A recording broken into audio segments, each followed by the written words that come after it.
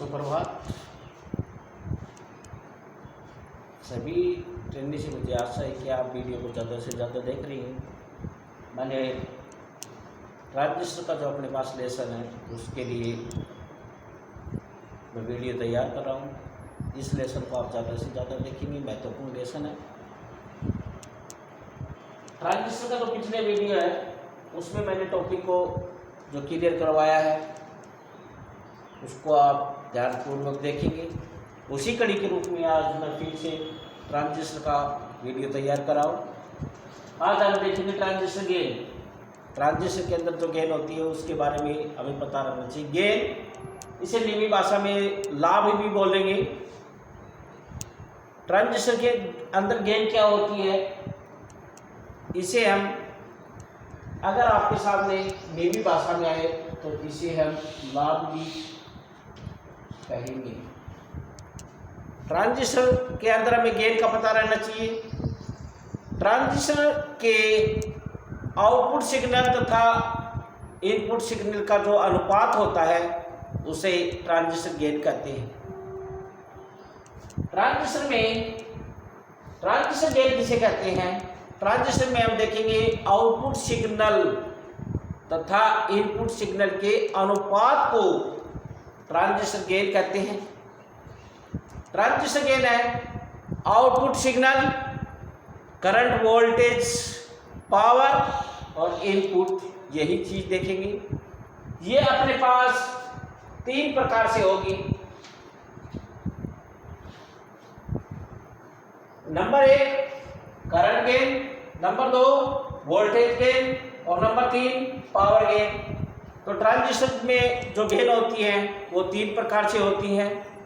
एक अपने नंबर 1 पे मैंने आपको बताया है current gain, number 2 voltage gain और नंबर 3 पावर गेन। इन तीनों के बारे में आज के वीडियो के अंदर आप देखेंगे कि करंट गेन क्या होता है, वोल्टेज गेन क्या होता है और पावर गेन। तो पहला यही है कि हमें इसके बारे में पता रहना चाहिए कि ट्रांजिस्टर गेन क्या होता है। और ट्रांजिस्टर गेन की मैंने परिभाषा बताई है कि ट्रांजिस्टर के आउटपुट सिग्नल का इनपुट सिग्नल के अनुपात को हम क्या कहते हैं? ट्रांजिस्टर गेन कहते हैं।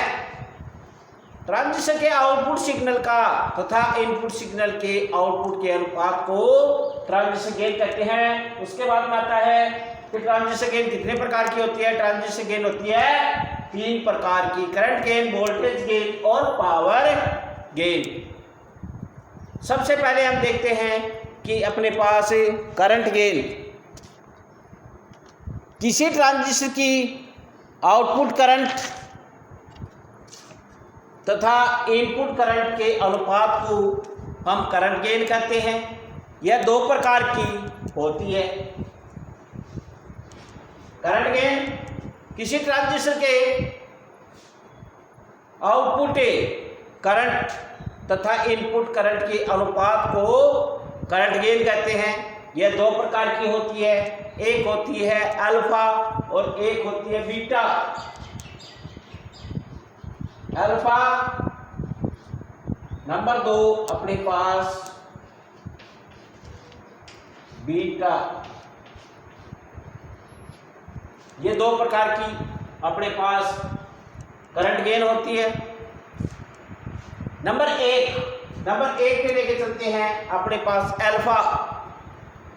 किसी ट्रांजिस्टर की कलेक्टर करंट तथा एमीटर की जो करंट के अनुपात को हम क्या बोलते हैं?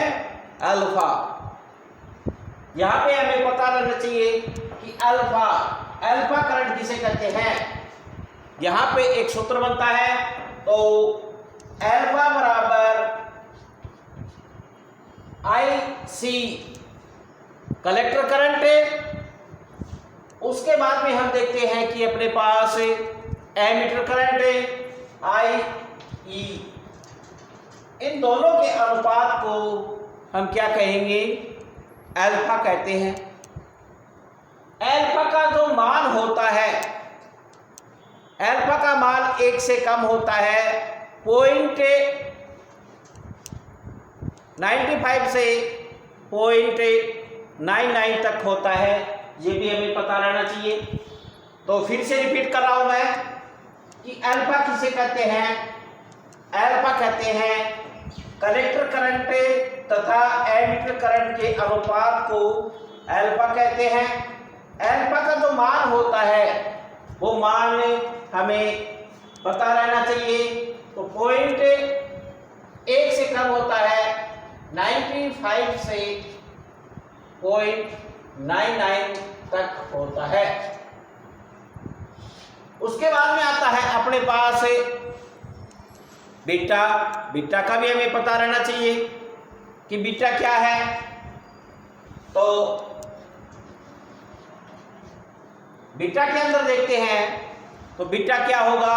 कलेक्टर करंट और बेस करंट। अपने पास बीटा का सूत्र होगा कलेक्टर करंट तथा बेस करंट के अनुपात को बीटा कहते हैं। ये दोनों सूत्र हमें याद रहने चाहिए। तो किसी ट्रांजिस्टर के कलेक्टर करंट तथा बेस करंट के अनुपात को बीटा कहते हैं और अल्फा कलेक्टर करंट तथा एमिटर करंट के अनुपात को क्या कहेंगे? अल्फा कहते हैं। अल्फा का मान है वो 1 से कम होता है, उसका मान देखें तो 95 से 0.99 तक होता है। लेकिन बीटा का देखते हैं तो बीटा का मान है वो 1 से अधिक होता है, 1 से अधिक होता है। यहां पर अपने पास बीच में आता है अल्फा तथा बीटा का संबंध। इसी चीज को हम देखेंगे, लेकिन उसके बाद में हम पहले अल्फा और बीटा के संबंध को छोड़कर आज हम वोल्टेज गेन और पावर गेन को देखेंगे। उसके बाद में अपने पास करंट गेन के बाद में आता है अपने पास वोल्टेज गेन। वोल्टेज गेन का भी हमें पता रहना चाहिए। तो ट्रांजिस्टर के आउटपुट वोल्टेज तथा इनपुट वोल्टेज के अनुपात को हम बोलते हैं वोल्टेज गेन। वोल्टेज गेन में हम देखते हैं तो यहां पर वोल्टेज गेन, यहां पे सूत्र बनता है अपने पास आउटपुट वोल्टेज, इनपुट वोल्टेज, इन दोनों के अनुपात को हम देखें तो क्या होता है? Voltage gain. अब हमें यह भी पता रहना चाहिए कि जब हम वोल्टेज गेन देखते हैं अपने पास सूत्र नंबर 1 बनता है V बराबर क्या होता है? IR। हमें यह सूत्र भी ओम के नियम से हमें पता रहना चाहिए कि ओम के नियम से हमें पता लगता है कि V बराबर I गुणा R होता है। इसी चीज को हम सोल्व करके देखते हैं तो अपने पास यहां पर इसी चीज को सोल्व करेंगे। नंबर दो में मैंने आपको बताया था कि आपके सामने वोल्टेज गेन, यहां पे देखेंगे आप वोल्टेज गेन। अभी हमने सूत्र लिखा था कि आउटपुट वोल्टेज और इनपुट वोल्टेज V बराबर हमें पता है कि IR होता है। तो यहां पे क्या होगा? आउटपुट वोल्टेज बराबर हम देखेंगे IR। तो आउटपुट में देखते हैं तो आउटपुट में अपने पास कलेक्टर करंट होती है गुणा आउटपुट रेजिस्टेंस देखते हैं। उसी प्रकार से अपने पास इनपुट में देखते हैं तो इनपुट वोल्टेज में होता है बेस करंट गुणा इनपुट रेजिस्टेंस ये दोनों चीज हमें देखते हैं। तो आउटपुट वोल्टेज वह इनपुट वोल्टेज का मान रखने पर यहां पे हम देखेंगे कि अपने पास दोनों का मान रखते हैं तो क्या आएगा अपने पास आउटपुट का, इनपुट में हम क्या लगा देते हैं, भाग लगा देते हैं। तो अपने पास IC गुणा आउटपुट रेजिस्टेंस बटे IB बराबर इनपुट रेजिस्टेंस। इन दोनों को हम सोल्व करते हैं। तो अभी आपके सामने मैंने बताया था बीटा का मान क्या होता है। बीटा का मान अभी हमने देखा था, जो बीटा का मान होता है वो IC बटे IB। ये यहां पर हम देखते हैं तो चूंकि बीटा बराबर IC बटे IB होता है, तो यहां पे देखें तो अपने पास यही है। तो अपने पास यहां पे देखें तो वोल्टेज गेन ये बीटा का मान है, तो यहां पर मैं बीटा गुणा में आउटपुट रेजिस्टेंस बटे इनपुट रेजिस्टेंस, तो सूत्र बनता है अपने पास वोल्टेज गेन का बीटा बराबर आउटपुट रेजिस्टेंस बटे इनपुट रेजिस्टेंस। ये आपके पास वोल्टेज गेन को फिर से मैं दोहरा रहा हूं। वोल्टेज गेन हम देखेंगे तो ट्रांजिस्टर के आउटपुट वोल्टेज तथा इनपुट वोल्टेज के अनुपात को वोल्टेज गेन कहते हैं। वोल्टेज गेन में हम देखते हैं तो वोल्टेज गेन आउटपुट वोल्टेज बटे इनपुट वोल्टेज। तो यहां पे मैंने आउटपुट वोल्टेज बटे इनपुट वोल्टेज V बराबर अपने पास सूत्र में IR होता है। तो ट्रांजिस्टर के अंदर भी देखेंगे IR। तो आउटपुट की देखते हैं तो आउटपुट की होती है कलेक्टर करंट बटे कलेक्टर करंट गुणा आउटपुट रेजिस्टेंस। इनपुट की देखते हैं तो इनपुट में होता है बेस करंट गुणा इनपुट रेजिस्टेंस। इन दोनों के मान को हम रख के देखते हैं तो यहां पे देखते हैं कि ये जो मान होता है IC बटे IB वो बीटा का मान होता है। तो यहां पर मैंने बीटा रख दिया है तो सूत्र बन जाता है वोल्टेज गेन बराबर बीटा गुणा आउटपुट रेजिस्टेंस बटे इनपुट रेजिस्टेंस। इसी कड़ी के रूप में आगे की तरफ होता है अपने पास पावर गेन। अपने पास पावर गेन, इसी चीज को आप नोट करके रखना, इसी चीज को आप नोट करके रखेंगे। P बराबर हमें आगे भी यही चीज होगी।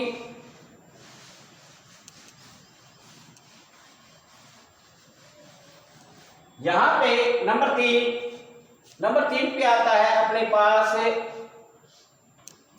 Power gain. जहां पे पावर होगी तो इसकी जो परिभाषा देखते हैं, किसी ट्रांजिस्टर के आउटपुट पावर तथा इनपुट पावर के अनुपात को यहां पे हम देखते हैं तो क्या होगा, पावर गेन होगी। तो पावर गेन का अपने पास P शॉर्टकट में देखते हैं PG पावर गेन। तो यहां पे देखते हैं आउटपुट पावर इनपुट पावर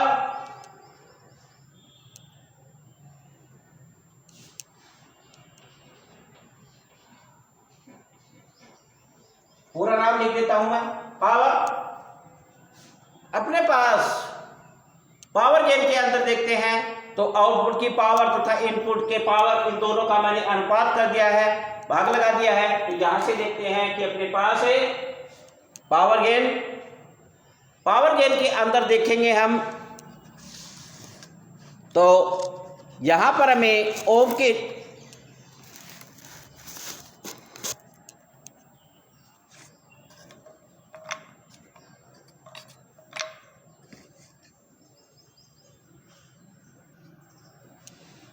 थोड़ा खींच चाहता हूं कि अपने पास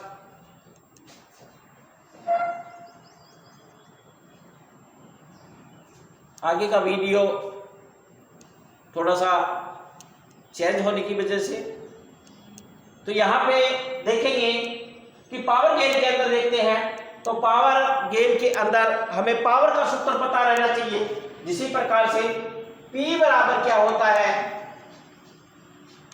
I स्क्वायर, और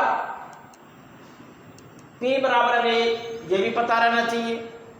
इसी श्रृंखला के रूप में हमें इनपुट की पावर देखते हैं और आउटपुट की पावर देखते हैं। तो आउटपुट पावर में हमें ये दोनों चीज देखनी पड़ेंगी। तो आउटपुट पावर में देखते हैं IC की स्क्वायर गुणा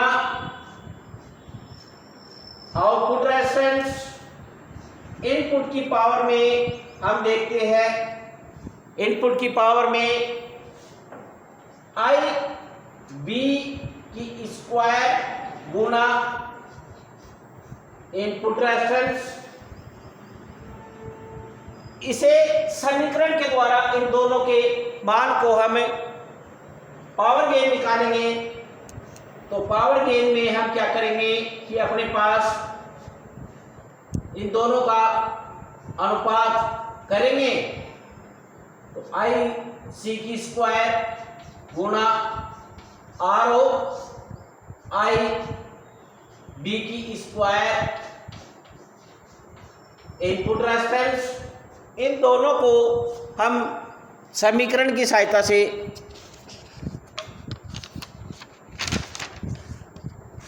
रख के देखते हैं। तो अपने पास सूत्र है वो इस प्रकार से होगा। आगे की तरफ इसको और सोल्व करके देखते हैं तो अपने पास क्या आएगा, इन दोनों की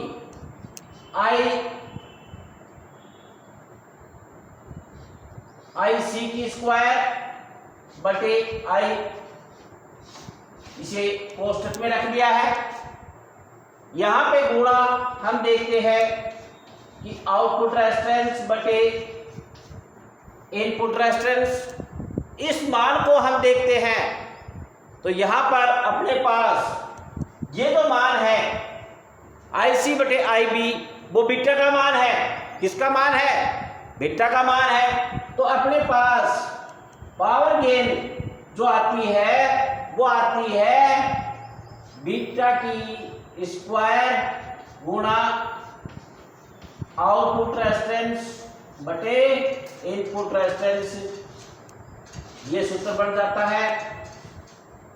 यहां पर मैंने ट्रांजिस्टर की गेन के अंदर जो न्यूमेरिकल आता है उस न्यूमेरिकल को भी मैंने बताया है। आप गौर करके इस चीज को देखेंगे।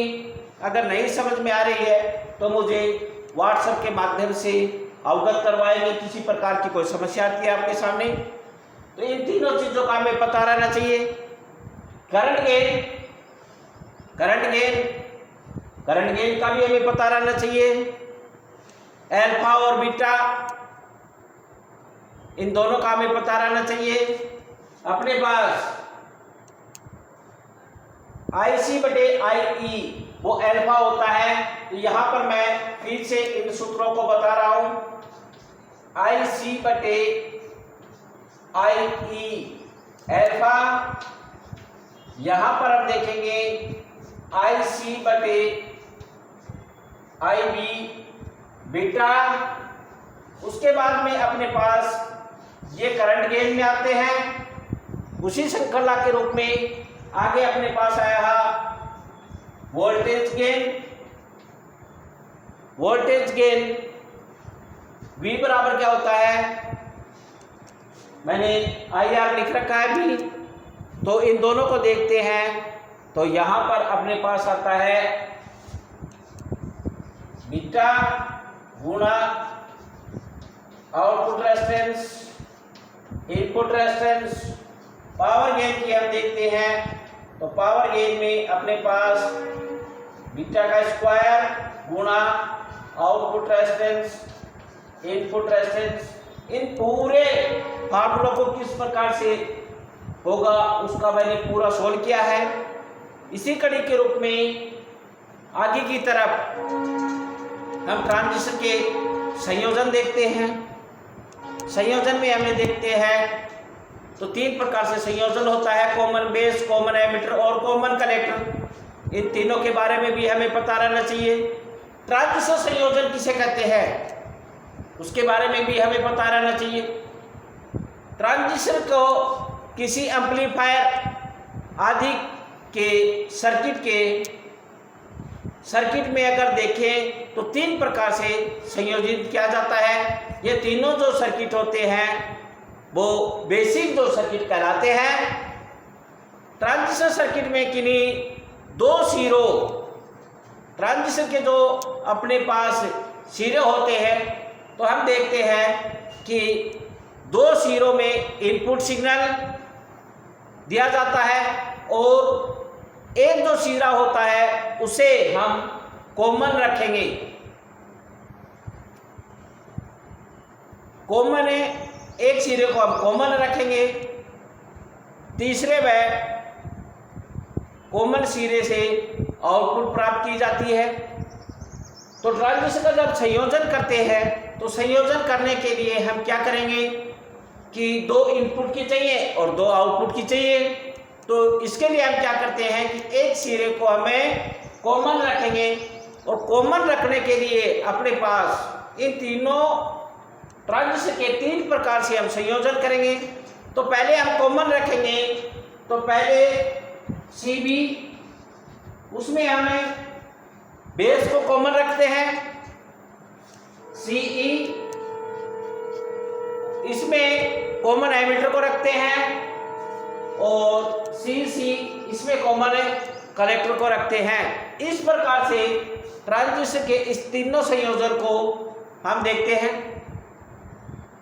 ट्रांजिस्टर के अंदर इनपुट सिग्नल तथा आउटपुट सिग्नल हम जोड़ेंगे। तो पहले हम कॉमन रखेंगे, तो कॉमन जो सिरा कॉमन रखा जाता है वो इनपुट तथा आउटपुट दोनों के काम में लिया जाता है। ये अपने पास 3 सिरे 3 प्रकार से इस ट्रांजिस्टर का संयोजन करेंगे, कॉमन बेस, कॉमन एमिटर और कॉमन कलेक्टर। इन तीनों से आगे का जो वीडियो होगा वो अपने पास इसी ट्रांजिस्टर के संयोजन से होगा। इनके बारे में आप देखेंगे। आज केवल ट्रांजिस्टर की जो गेन है उसका जो न्यूमेरिकल है उस न्यूमेरिकल को मैंने समझाया है, उसी चीज़ को देखेंगे। ट्रांजिस्टर का जो लेसन है काफ़ी बड़ा होने की वजह से अपने पास उसे हम कई पार्टों में डिवाइडेशन करेंगे कि हर ट्रेनी को इस लेसन में किसी प्रकार की कोई कमी महसूस नहीं हो। तो आगे का संयोजन हम देखेंगे। आज का वीडियो यहीं पर मैं विराम कर रहा हूँ। थैंक्स।